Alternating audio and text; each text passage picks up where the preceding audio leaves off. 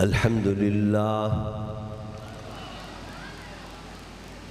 الحمد لله الذي لم يزل عالما قديرا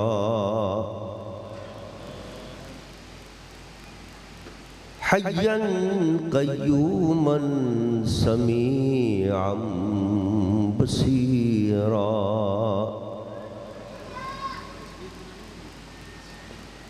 والصلاة والسلام على رسوله أرسله بالحق بشيرا ونذيرا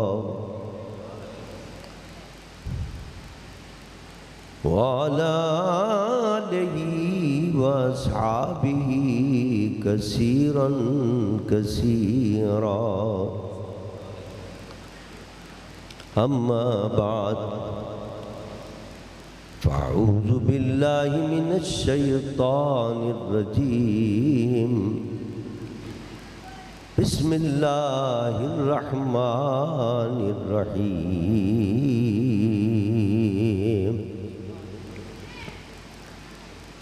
فالذين آمنوا به وعزروه ونصروه واتبعوا النور الذي أنزل معه أولئك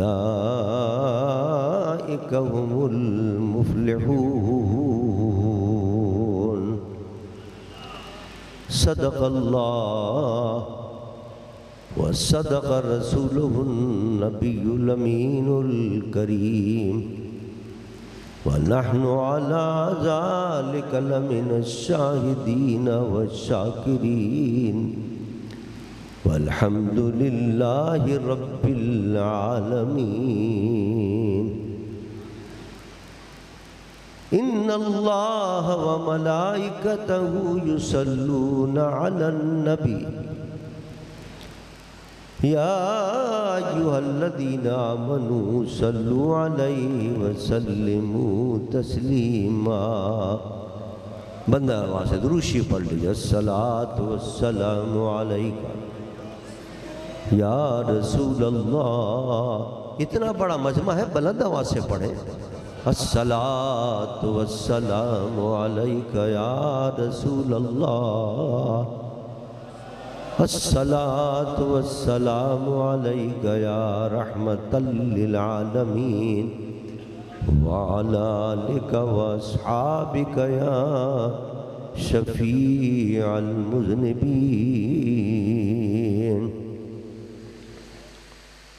حمد و صلاۃ کے بعد مقتدر علماء کرام، میرے واجب الاحترام بزرگوں اور عزیز دوستوں، ماشاءاللہ بابا ملے خان صاحب اور ان کے صاحبزادے اشرف صاحب، اصغر علی صاحب اور حیدر علی صاحب نے یہ خوبصورت محفل سجائی ہے. اللہ تعالیٰ ان کو دارین کی برکتیں عطا فرمائے،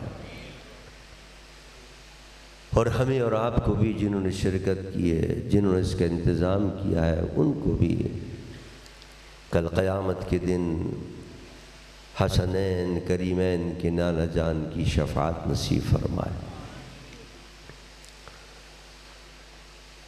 الحمدللہ آج کی محفل میں حضرت صاحبزادہ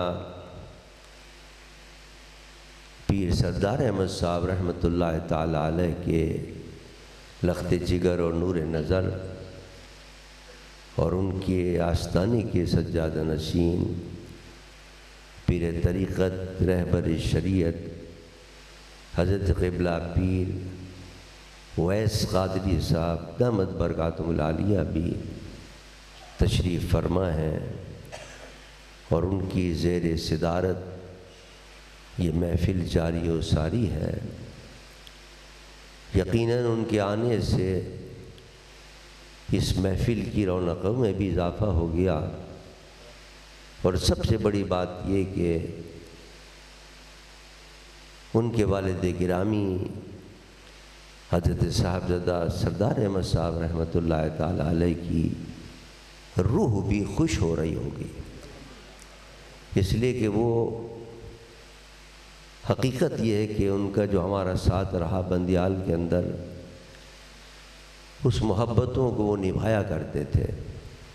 جب بھی میں یہاں آتا تھا اور پروگرام ہوتا تھا تو بیماری کے باوجود وہ میرے اس پروگرام میں صرف ملاقات کے لیے تشریف فرما ہوتے تھے اور اپنی زیارت کرایا کرتے تھے اور پرانی یادوں کو تازہ کیا کرتے تھے۔ آج الحمدللہ ان کے صاحبزادے یہاں تشریف فرما ہیں اور ان کی روایتوں کو تازہ رکھے ہوئے ہیں، محفل میں تشریف لائے، ہم ان کو خوش آمدید کہتے ہیں۔ ہمارے یہاں جو 30 ستمبر کو عرس مبارک ہوتا ہے اس کو بھی انہوں نے کبھی ناغن نہیں کیا، بڑی پابندی کے ساتھ تشریف لایا کرتے تھے۔ اللہ تعالیٰ ان کے درجات بلند سے بلند تر فرمائے۔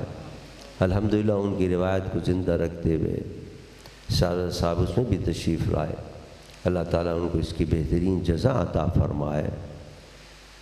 یہ جو روابط ہوتے ہیں روحانی وہ برسوں چلتے رہتے ہیں اور انشاءاللہ یہ سلسلہ محبتوں کا قیامت تک قائم رہے گا انشاءاللہ۔ اللہ تعالیٰ اس آستانے کو، کھرے پڑی شریف کے آستانے کو شاد اور آباد رکھے۔ میں جب پڑھا کرتا تھا بندیال میں تو حاضری دیا کرتا تھا یہاں، اور صاحبزادہ اویس صاحب کے جو دادا تھے ان کی زیارت ہم کیا کرتے تھے اور ان کی صحبت میں ہم بیٹھا کرتے تھے۔ بلکہ ان کو جو محبت تھی مثنوی شریف سے، تو مجھ سے وہ مثنوی شریف سنا کرتے تھے اور بہت خوش ہوا کرتے تھے۔ ایک شعر میں نے پڑھا، وہ بڑے محظوظ ہوئے، لطف آئے مضمر اندر قہرے ہو، جہاں سپردن جہاں فضایت بہرے ہو۔ بڑی بار بار سنتے رہ کہنے لگے پھر پڑھو پھر پڑھو۔ عاشق تھے وہ مثنوی شریف کے اور مثنوی کے روح کو سمجھا کرتے تھے، کامل ولی تھے۔ اللہ تعالیٰ ان کے درجات بلند سے بلند تر فرمائے، وَلَعَلِيِّن میں عظیم سے عظیم تر ان کو مرتبہ عطا فرمائے۔ حضرت محترم، قرآن پاک کی ایک آیت میں نے تلاوت کرنے کی سعادت حاصل کی ہے۔ رب کائنات فرماتا ہے کہ فَالَّذِينَ آمَنُوا بِهِ وَعَزَّرُوهُ وَنَصَرُوهُ وَاتَّبَعُوا النُّورَ الَّذِي أُنزِلَ مَعَهُ أُولَئِكَ هُمُ الْمُفْلِحُونَ۔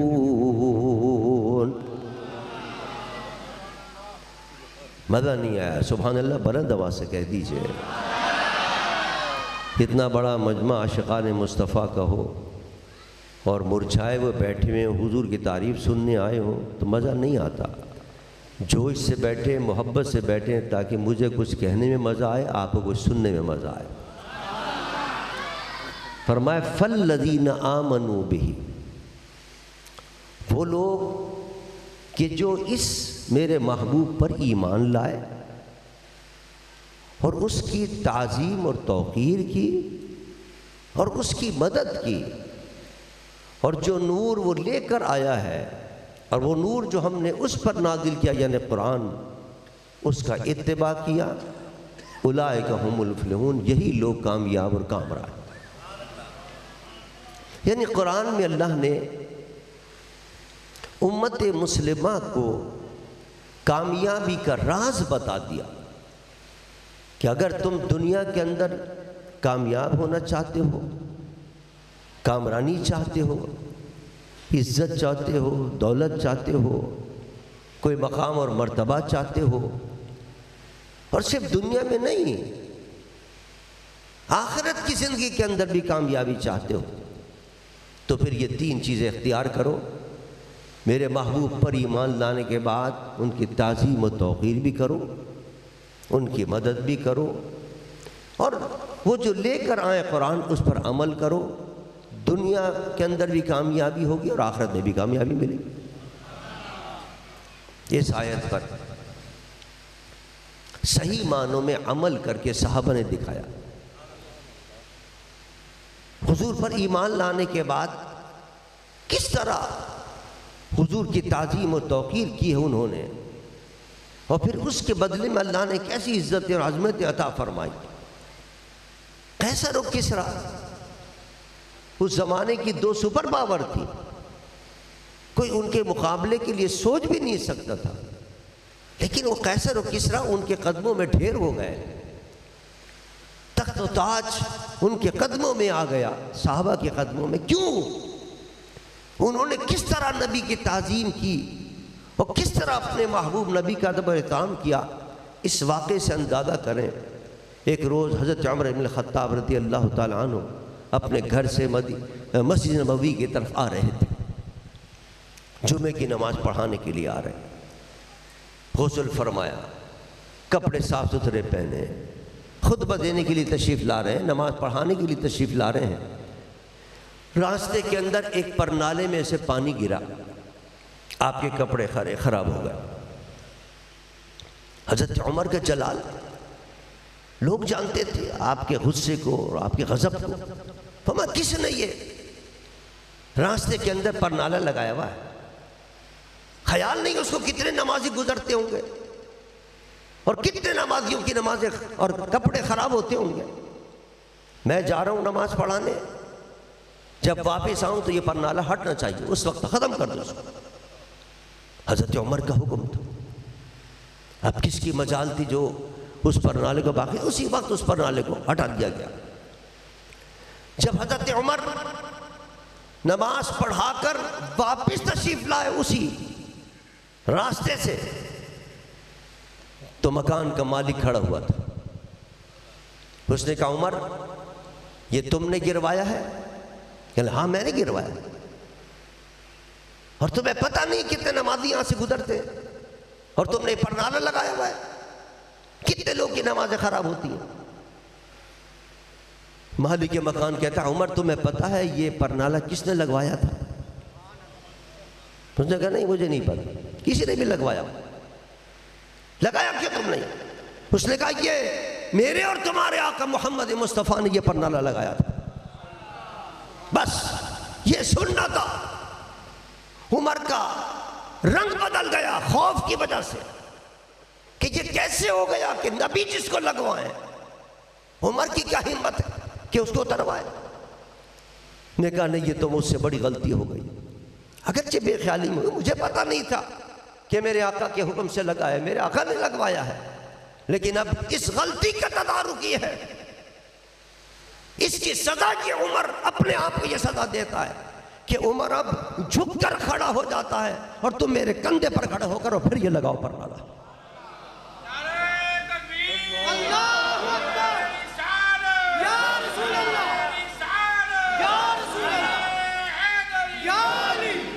آپ اندازہ تو کیجئے امیر المومنین ہیں جن کے نام سے یورپ کا پتہ ہے، جن کے درے کی ہیبت سے لرزہ پر اندام ہے، لیکن جب نام آ گیا مصطفیٰ کا، آقا کا نام آ گیا کہ یہ بے ادبی ہو گئی کہ جس کو حضور لگائیں میں اس کو اتاروں، اگرچہ بے خیالی کے اندر ہو گیا، اگرچہ مجھے علم نہیں تھا، بے علمی کے اندر ہوا، لیکن غلطی ہو گئی۔ اس کا تدارک یہ کہ عمر امیر المومنین ہو کے جھک جاتے ہیں اور کہتے ہیں میرے پشت پر کھڑے ہو کے یہ لگاؤ تاکہ اس گناہ کی، یہ جو میں نے گناہ کر لیا، یہ جو میں نے غلطی کر لی ہے، اس غلطی کا کچھ تدارک ہو جائے۔ آپ اندازہ کیجئے کیا ادب تھا حضور کا اور حضور کے حکم کا کیا ادب تھا۔ اس ادب کی وجہ سے اللہ نے یہ مقام عطا کیا، قیصر و کسریٰ کے تاج عمر کے قدموں کے اندر تھے۔ اولئک ھم المفلحون، فرمایا کامیابی تب ملے گی جب مصطفیٰ کا ادب اور احترام کرو۔ ادب نہیں کرو گے تو تمہارے پاس ایٹم بم ہو، تمہارے پاس میزائل ہو، تمہارے پاس بڑی سے بڑی فوج ہو، ذلت تمہارے مقدر میں ہوگا۔ عزت کب ملے گی؟ جب کچھ بھی نہ ہو اور نبی کا ادب ہو، تو اللہ تعالیٰ دنیا کی جہاں کی قوتیں تمہارے قدموں کے اندر لا کے ڈھیر کر دے گا۔ حضرت مولا علی کرم اللہ وجہہ کیا ادب تھا، قربان جاؤ۔ حضور سرور دو جہاں صلی اللہ علیہ وسلم فرما رہے ہیں کہ صلح حدیبیہ کے اندر تحریر لکھی جاتی ہے، تحریر لکھنے کے بعد کافروں کو سامنے رکھا جاتا ہے، انہوں نے کہا باقی باتیں تو سب صحیح ہیں، لیکن یہ جو لکھا ہوا ہے نیچے محمد الرسول اللہ، اس کو مٹاؤ، اس کو کاٹو۔ اس لیے کہ اگر ہم تو نبی کو رسول اللہ مانتے نہیں ہیں، اور تم نے اس میں لکھا ہوا ہے رسول اللہ، اس کو کاٹو۔ حضور نے فرمایا علی اس کو کاٹ دو۔ علی سے فرمایا حضور نے معاہدہ ہو رہا ہے، معاہدے کے اندر طے ہو گیا ہمارا معاملات، تو چلو اس پر اگر اعتراض ہے تو یہ لفظ کاٹ دو۔ یا رسول اللہ میری ہمت نہیں، میں نہیں کاٹ سکتا، کاٹنے سے انکار کر دیا۔ حضور نے فرمایا اچھا لاؤ میں خود کاٹ دیتا ہوں۔ حضور نے اس کے اوپر نشان لگا دیا۔ اب آپ ذرا اندازہ کریں کہ اللہ کا حکم ہے اطیعوا اللہ واطیعوا الرسول، اللہ کا رسول حکم دے تو اطاعت کرو۔ حضور حکم دے رہے ہیں علی کاٹو اس کو، علی نہیں کاٹ رہے، اور پھر اللہ فرماتا ہے کہ یہ تو میرا محبوب ہے۔ یعنی اللہ کی فرما برداری پر انسان محبوب بنتا ہے۔ یہاں اللہ کی نافرمانی ہو رہی ہے اور پھر اللہ فرماتا ہے کہ نہیں علی تو میرا محبوب ہے، اور محبوب بھی کیسا؟ خیبر کے اندر میرے آقا نے فرمایا کل جھنڈا اس کے ہاتھ میں دوں گا جو اللہ اللہ کے رسول سے محبت کرتا ہے، اللہ اللہ کا رسول اس سے محبت کرتا ہے۔ لوگ حیران ہیں کہ کس کو یہ جھنڈا ملے گا، کس کے لیے خوشخبری ہے کہ جو اللہ سے محبت کرتا ہے اللہ اس سے محبت کرتا ہے۔ حضور نے صبح طلب کر لیا لاؤ علی کو بلا کے لاؤ۔ حضور علی کے تو آنکھ میں تکلیف ہے، فرمایا بلا کے لاؤ۔ اپنا لعاب دہن علی کی آنکھوں میں لگایا، اسی وقت آنکھ صحیح ہو گئی۔ فرمایا یہ جھنڈا لو، اللہ تمہیں فتح عطا فرمائے گا۔ یہ ہیں وہ جن کے لیے میرے مصطفیٰ نے فرمایا کہ اللہ اس سے محبت کرتا ہے، اللہ کا محبوب اس سے محبت کرتا ہے، اور وہ اللہ اللہ کے رسول سے محبت کرتا ہے۔ اللہ اس نے تو تیری نافرمانی کی ہے، تیرے حکم کی اطاعت نہیں کی، پھر کیسے محبوب ہو گیا؟ فرمایا جو میرے محبوب کی تعظیم کرتا ہے وہ میرا محبوب ہوتا چلا جاتا ہے۔ اور یہی الفاظ میرے مصطفیٰ نے اس وقت فرمائے جب حضرت مولا علی کرم اللہ وجہ اللہ مولا علی سورج غروب ہو گیا، عصر کا وقت چلا گیا، لیکن حضور کو نہیں جگایا کہ کہیں میرے مصطفیٰ کی نیند میں خلل نہ آ جائے۔ ادب مصطفیٰ کے باعث عبادت اپنی قربان کر دی۔ ابھی علی رضا صاحب ماشاءاللہ وہ پوری نعت پڑھ رہے تھے، اعلیٰ حضرت تھی، بڑی پیاری نعت ہے۔ اعلیٰ حضرت نے اسی فلسفے کو بیان کیا، مولا علی نے واری تیری نیند پر نماز، مولا علی نے واری تیری نیند پر نماز، اور وہ بھی عصر جو سب سے اعلیٰ خطر کی ہے، اور وہ بھی عصر جو سب سے اعلیٰ خطر کی ہے۔ قرآن میں اللہ نے نماز کا حکم دیا، فرمایا حافظوا علی الصلوات والصلاۃ الوسطی، نمازوں کی حفاظت کیا کرو۔ نمازوں کے اندر 5 وقت کی نمازیں آ گئیں، فجر بھی آ گئی، ظہر بھی آ گئی، عصر بھی، مغرب بھی، عشاء بھی، لیکن عصر کا پھر علیحدہ سے ذکر فرمایا والصلاۃ الوسطی۔ دیکھو ان نمازوں کے اندر عصر کی خصوصیت کے ساتھ حفاظت کیا گیا۔ اس کو اعلیٰ حضرت فرما رہے ہیں اپنے شعر کے اندر کہ صرف نماز ہی عام نماز نہیں، ظہر کی نماز نہیں، فجر کی نماز نہیں، عصر کی نماز جو سب سے اہم نماز ہے، جس کے لیے قرآن میں اللہ نے والصلاۃ کہہ کے دوبارہ جس کی نشاندہی کی ہے، حضرت مولا علی کرم اللہ وجہ میرے مصطفیٰ کی نیند پر اس کو قربان کر رہے ہیں۔ اور یہ انہوں نے تو نماز قربان کی، عبادت قربان کی، اور حضرت ابو بکر نے تو جان ہی مصطفیٰ پہ قربان کر دی۔ اعلیٰ فرماتے کہ صدیق بلکہ جان اس پہ دے چکے، انہوں نے تو عبادت قربان کی تھی، نماز قربان کی تھی، اور حضرت صدیق اکبر نے تو اپنی جان قربان کر دی تھی۔ غار ثور کے اندر حضرت صدیق اکبر رضی اللہ تعالیٰ عنہ اندر جاتے ہیں پہلے کہ کہیں میرے مصطفیٰ کو کوئی نقصان نہ پہنچ جائے، سارے روزن بند کر دیتے ہیں اور وہاں انگوٹھا لگا دیتے ہیں، ڈنک مارتا ہے بار بار، آپ پرواہ نہیں کر رہے ہیں۔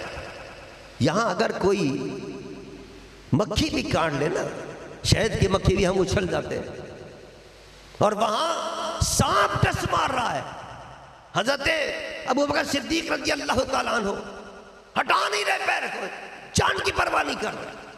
اعلیٰ فرماتے ہیں صدیق بلکہ غار میں جان اس پہ دے چکے،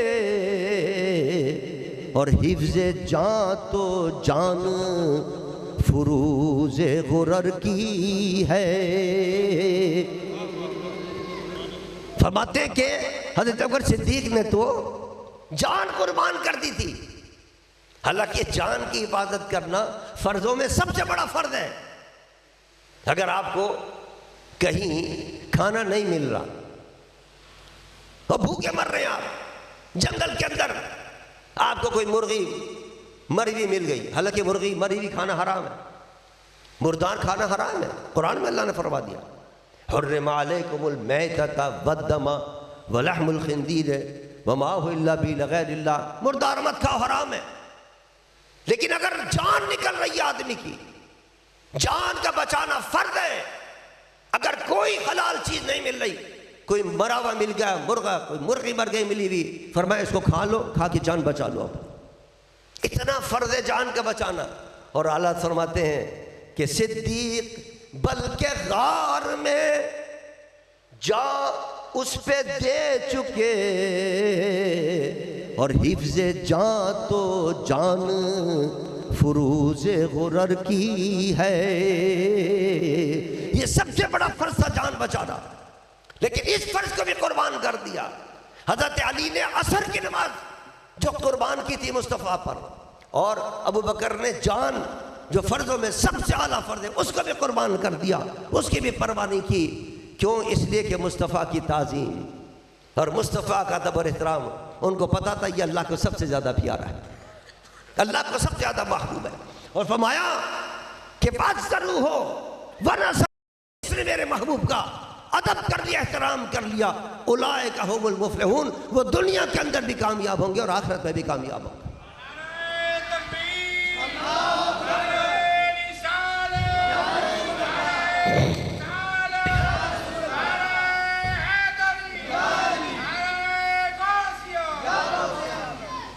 جنہوں نے نبی کا ادب کیا، اللہ نے کیسی عزتیں عطا فرمائی، کیسی کامیابیاں عطا فرمائی، بڑے بڑے فتوحات اللہ نے عطا فرمائی۔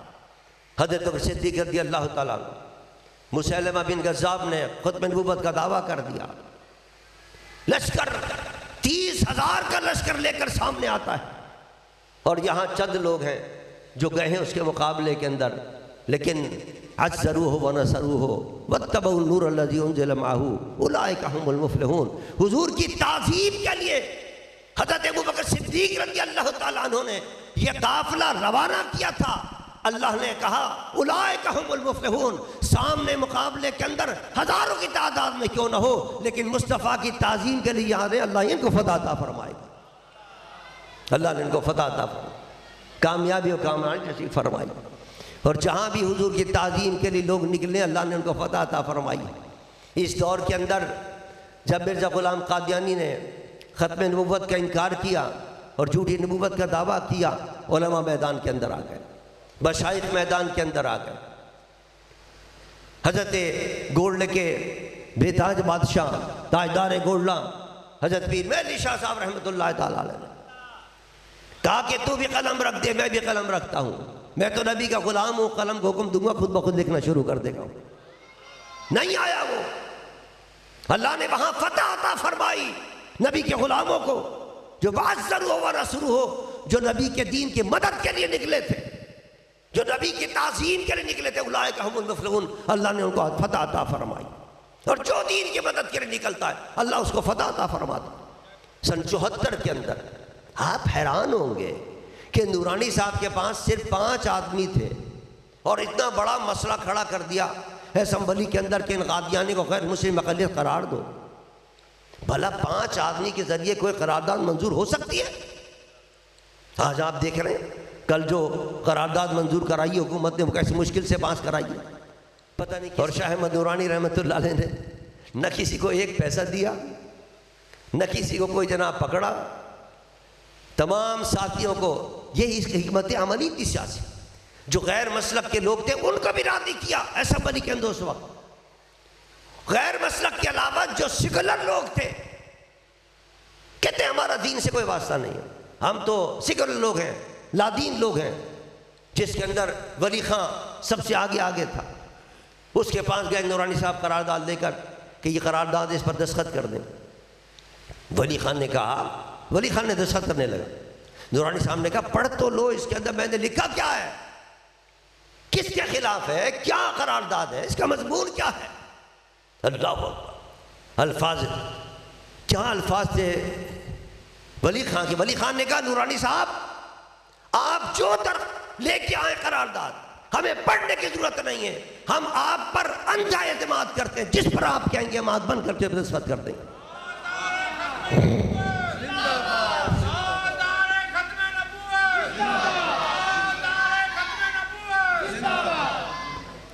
چلو اس کا 1-2 ووٹ اس کے ہوں گے، 3-4 ووٹ ہوں گے جناب مذہبی جماعتوں کے، پھر بھی کام نہیں بنتا. اس قرارداد کو پاس کرنا کوئی کام نہیں تھا. بھٹو صاحب نے بلا لیا کہ صاحب یہ آپ کیا کر رہے ہیں، اگر آپ کو کسی کو کافر بنانا ہے، مجھ سے بنانا، تو آپ جائیں اپنے مدرسے میں جا کے یہ فیصلے کریں. یہ فیصلے آپ نے یہاں کہاں شروع کر دیا اسمبلی کے اندر. اب دیکھیے اسے کہتے ہیں وَعَزَّرُوهُ وَنَصَرُوهُ وَاتَّبَعُوا النُّورَ الَّذِي أُنزِلَ مَعَهُ. جو اللہ کے دین کی مدد کرتا ہے اللہ اس کی مدد فرماتا ہے. کس طرح اللہ نے مدد کی ہے. بھٹو صاحب کو نورانی صاحب نے کہا کہ مجھے آپ ایک سوال کے جواب دیں. اگر کوئی اس وقت کھڑے ہو کے کہے کہ میں پاکستان کا وزیر اعظم ہوں تو آپ کیا کریں گے. ان کا وزیر اعظم تو میں ہوں. کوئی جھوٹا اگر وزیر اعظم بنتا ہے تو اس کو ڈالو جیل کے اندر، پھانسی پہ چڑھاؤ اس کو. نورانی صاحب نے کہا اللہ نے آپ کو ایک عہدہ دیا ہے وزارت عظمیٰ کا، کوئی جھوٹا وزیر اعظم بنتا ہے آپ کو قبول نہیں ہے، تو میرے اور آپ کے آقا کو بھی اللہ نے ختم نبوت کا ایک عہدہ عطا کیا ہے. اگر کوئی جھوٹا نبی بنے گا تو نہ آپ کو قبول ہونا چاہیے نہ مجھے قبول ہونا چاہیے.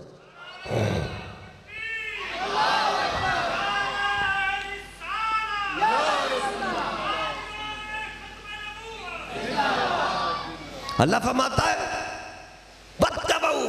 نور الذی انزل ونصروا، جو مدد کرے گا میرے محبوب کی، جو میرے محبوب کی دین کی مدد کرے گا وہ کامیاب ہے.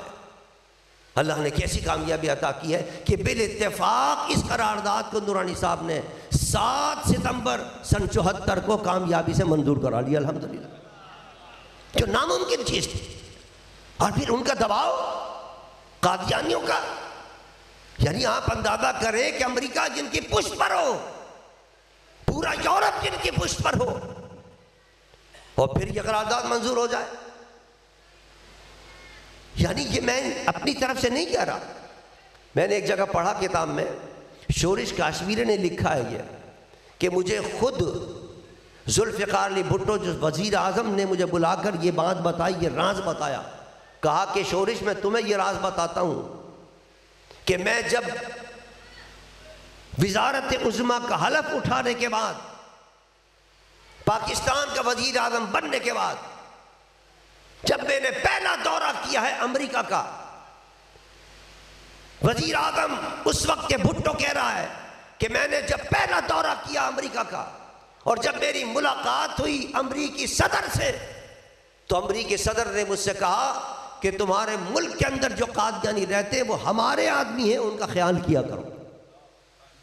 اب بتائیے اس سے بڑا کوئی ثبوت ہوگا کہ کس طرح امریکہ ان کی پشت پناہی کر رہا ہے اور کس طرح پورا یورپ جو ہے وہ ان لوگوں کی پشت پناہی کرتا ہے اور پاکستان کے اندر یہ خلفشار اور انتشار پھیلاتے ہیں. اس کے باوجود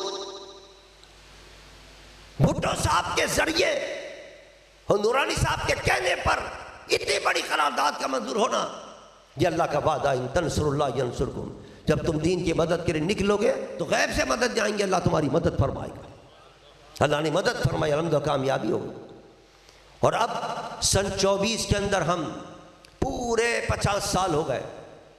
سن 74 کے اندر ان کو غیر مسلم اقلیت قرار دیا گیا تھا قادیانیوں کو، اب سن 2024 چل رہا ہے، پورے 50 سال ہو گئے۔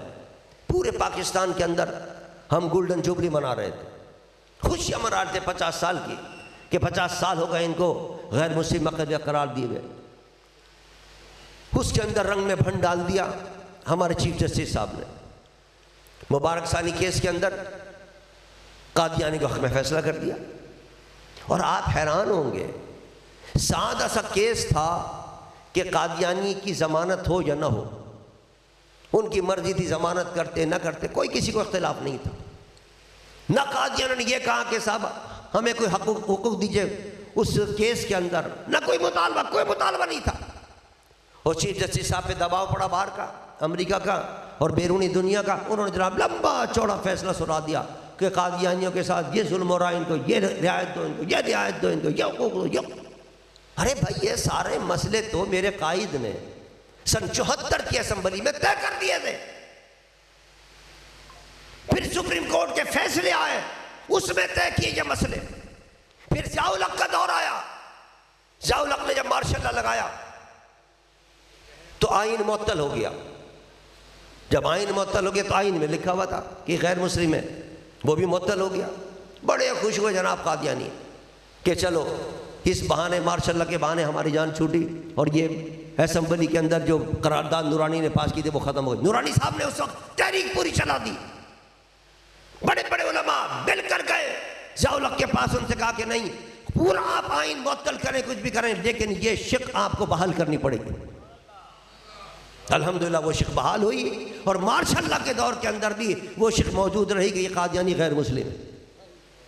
یعنی ہر دور کے اندر سازشیں ہوتی رہی ان کے خلاف، اب پھر سازش ہو گئی۔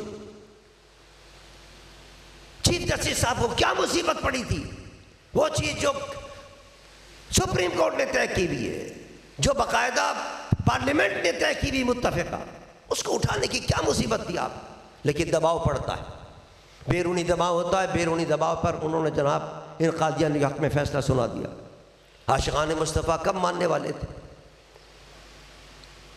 اس آیت پر ایمان ہے مسلمانوں کا، فالذین آمنوا بہ وعزروہ ونصروہ واتبعوا النور الذی انزل معہ اولئک ھم المفلحون، کہ جو ایمان والے ہیں وہ حضور کی تعظیم و تکریم کے اندر کوئی کسر نہیں چھوڑتے، اور جب دین کی مدد کا وقت آئے تو نکل پڑتے ہیں، تو اللہ کا وعدہ ہے کہ اللہ ان کو کامیابی سے ہمکنار فرما دیتا ہے۔ نکل گئے میدان عمل کے اندر عاشق